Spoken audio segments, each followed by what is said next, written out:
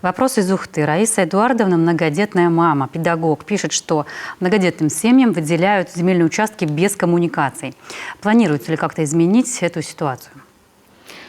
Да, в соответствии с указом президента многодетным семьям обязаны предоставить земельные участки для жилищного строительства. И, конечно же,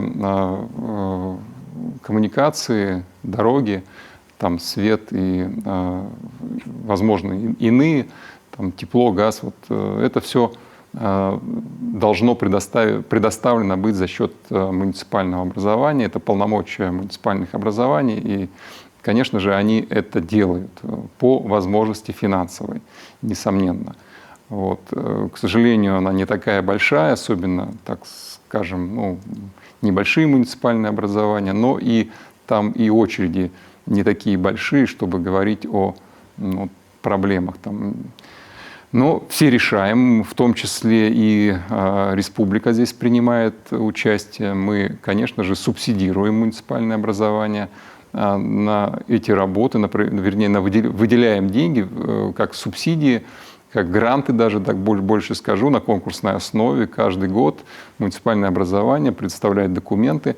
Министерство строительства Республики Коми рассматривает их и предоставляет муниципальному образованию соответствующее финансирование на как раз вот работы по обустройству дорог, там, скажем, и всех коммуникаций, необходимых для предоставления земельных участков бесплатно многодетным и иным категориям, льготным категориям граждан, которые есть в каждом муниципальном образовании.